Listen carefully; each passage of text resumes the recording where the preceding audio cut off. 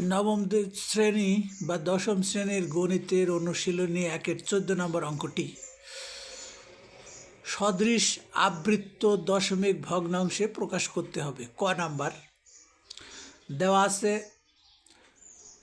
2.23 আবৃত বা পৌনঃপৌনিক। আরেকটি দেওয়া আছে 5.235। এখানে আবৃত অংশ দুইটি, একটি হলো 3 আর একটি হলো 5। ডট নোটিফিকেশন মাথার উপর দেওয়া থাকলেই আমরা বুঝে নেব আবৃত্ত। তো এখানে আবৃত্ত সম্পর্কে আরেকটু ধারণা দেওয়ার জন্য আমরা সাইডে দেখতে পাচ্ছি একটি চাকার মতো, একটা চাকা, ঘূর্ণয়মান চাকা, যা বারবার ঘুরতে থাকবে। এই চাকার গায়ে কোনো জায়গায় যদি 3 লেখা থাকে, তাহলে ওই 3টা বারবার ঘুরে ঘুরে আসবে, বারবার ঘুরে ঘুরে আসবে। 3 ছাড়া আর কিছু কিন্তু আসবে না। তার মানে হলো এই চাকাটা যতবার ঘুরবে ততবারই এই 3 করে আসতেই থাকবে, আসতেই থাকবে। তো এই 3 কখনোই শেষ হবে না। তো এই ধরনের সংখ্যাকেই আমরা বলি আবৃত দশমিক।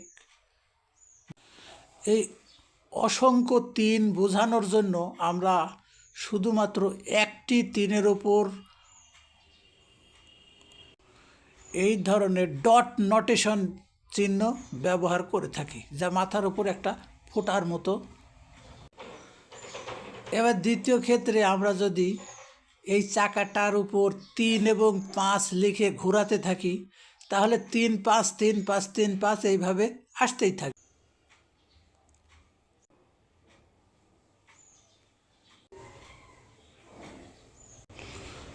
এবার আমরা এই প্রদত্ত সংখ্যা দ্বয় থেকে সদৃশ আবৃত দশমিক ভগ্নাংশ কিভাবে নির্ণয় করতে হয় সেটা শিখব।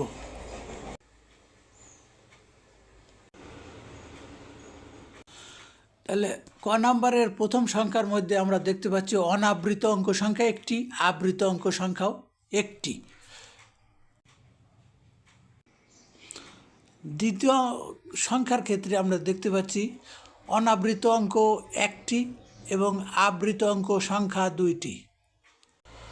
এখান থেকে আমাদের বুঝতে হবে আবৃত অঙ্ক সংখ্যা 1 এবং 2-এর লসাগু 2, তাহলে আবৃত অঙ্ক সংখ্যা হবে সর্বোচ্চ 2টি।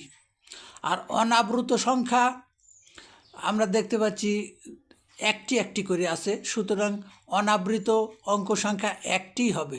যেহেতু অনাবৃত অঙ্ক সংখ্যা সর্বোচ্চ যেখানে আছে সেখান থেকেই আমরা বাছাই করে নেব, কিন্তু এখানে 2 ক্ষেত্রেই একটি একটি করে থাকার কারণে আবৃত অঙ্ক সংখ্যা হবে একটি। তাহলে এখানে আমরা দেখলাম অনাবৃত অঙ্ক সংখ্যা একটি অর্থাৎ শুধু 2, আর আবৃত অঙ্ক সংখ্যা 2টি অর্থাৎ 3 3। খ নম্বরে আমরা দেখতে পাচ্ছি 7.26, দ্বিতীয়টা 4.237। এবার আমরা দেখি অনাবৃত অঙ্ক একটি এবং 2টি, আবৃত অঙ্ক একটি একটি করে। সুতরাং এখানে অনাবৃত অঙ্ক সংখ্যা 2টি এবং আবৃত অঙ্ক সংখ্যা হবে একটি। তাহলে আমরা উত্তর পেলাম 7.266 আবৃত এবং দ্বিতীয়টা হলো 4.237 আবৃত। প্রথম ক্ষেত্রে দেখছি অনাবৃত অঙ্ক সংখ্যা নেই, অর্থাৎ অনাবৃত অঙ্ক সংখ্যা 0, আবৃত অঙ্ক একটি।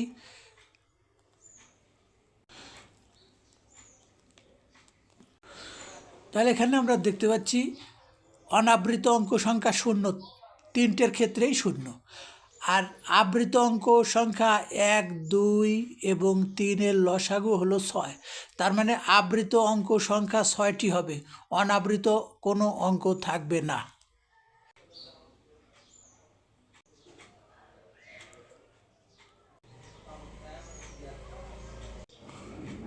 ঘ নম্বরে আমরা দেখতে পাচ্ছি প্রথম দ্বিতীয় তৃতীয় রাশিতে অনাবৃত অঙ্ক সংখ্যা 2টি, 1টি এবং 2টি। আর আবৃত অঙ্ক সংখ্যা যথাক্রমে 0, 1 এবং 2, এদের লসাগু 2। অনাবৃত, সুতরাং অনাবৃত অঙ্ক হবে 2টি, আবৃত অঙ্কও হবে 2টি।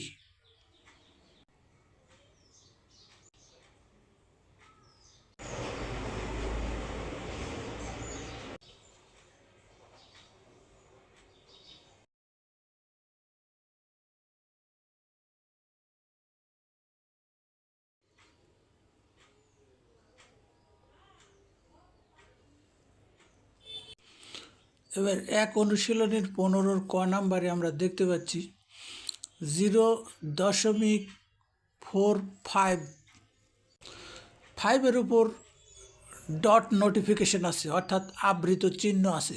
তাতে বোঝা যাচ্ছে আবৃত অঙ্ক সংখ্যা 1টি, 4 অনাবৃত।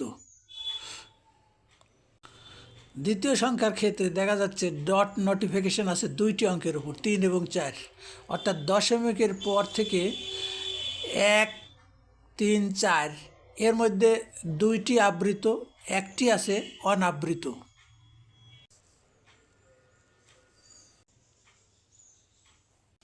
এখানে দেখা যাচ্ছে অনাবৃত অঙ্ক সংখ্যা সর্বোচ্চ 1টি, আর আবৃত অঙ্কগুলির লসাগু 2। সুতরাং দশমিক বিন্দুর পর আবৃত অনাবৃত মিলে মোট অঙ্ক সংখ্যা হবে 3টি। 2টি আবৃত থাকবে এবং 1টি করে অনাবৃত থাকবে। এটাই উত্তর, এবং উত্তরে 2টি আবৃত এবং 1টি অনাবৃত। একইভাবে আমরা 15-র খ নাম্বার অঙ্কটি লক্ষ্য করব। এখানেও 3টি অঙ্ক দেওয়া আছে, 3টি সংখ্যা দেওয়া আছে। সংখ্যাগুলির মধ্যে প্রথমটিতে দশমিকের পরে অনাবৃত 1টি, আবৃত 1টি।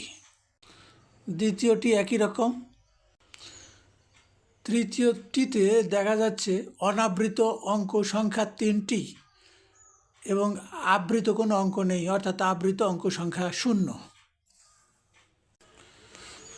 তো এখানে দেখা যাচ্ছে প্রথম, দ্বিতীয় এবং তৃতীয় সংখ্যায় সর্বোচ্চ অনাবৃত অঙ্ক সংখ্যা 3টি এবং আবৃত অঙ্কগুলির লসাগু হচ্ছে 1। সুতরাং প্রতিটি সংখ্যায় দশমিক বিন্দুর পরে মোট অঙ্ক সংখ্যা হবে 4টি, যার মধ্যে 1টি থাকবে আবৃত, বাকি 3টিই থাকবে অনাবৃত, অর্থাৎ আবৃতের বাইরে।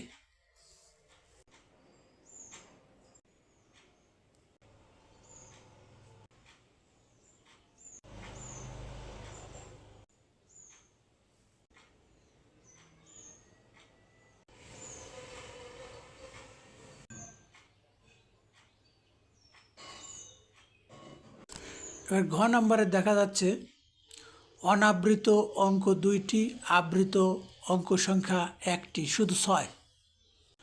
দ্বিতীয় সংখ্যাতে দেখা যাচ্ছে অনাবৃত 0, অর্থাৎ অনাবৃত নেই। আবৃত অঙ্ক সংখ্যা 2টি, 9 এবং 2। তৃতীয় সংখ্যায় দেখা যাচ্ছে কোনো অনাবৃত অঙ্ক নেই, অর্থাৎ দশমিকের পর থেকেই আবৃত্ত শুরু। সুতরাং অনাবৃত অঙ্ক সংখ্যা 0 এবং আবৃত অঙ্ক সংখ্যা 3টি। যেহেতু অনাবৃত অঙ্কগুলির মধ্যে সর্বোচ্চ সংখ্যা 2, অর্থাৎ সর্বোচ্চ সংখ্যা 2টি, অর্থাৎ অনাবৃত অংশে 2টি অঙ্কই থাকবে, আর আবৃত অংশের অঙ্কগুলির লসাগু হচ্ছে 6। তাহলে মোট আমাদের অঙ্ক সংখ্যা হবে 6 যোগ 2, মোট 8টি অঙ্ক থাকবে, যার মধ্যে 6টি থাকবে আবৃত এবং 2টি থাকবে অনাবৃত।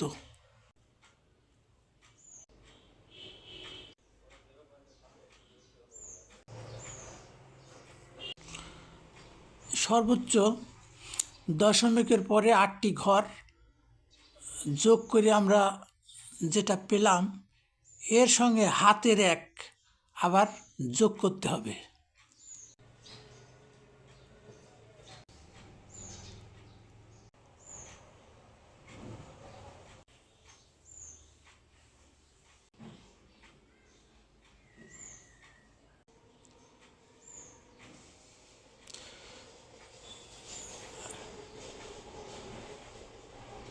প্রতিটা সংখ্যার সর্বশেষ অঙ্কের পরে আরও পরবর্তী অঙ্কটি নিয়ে প্রত্যেকটা সংখ্যার ক্ষেত্রে পরবর্তী অঙ্কগুলির যোগফল হয় 19। এই 19-এর 9 নামে এক হাতে থাকে, সেই হাতের এক এসে যোগফলের সঙ্গে আবার এক যোগ করলে যেটা আমরা পেলাম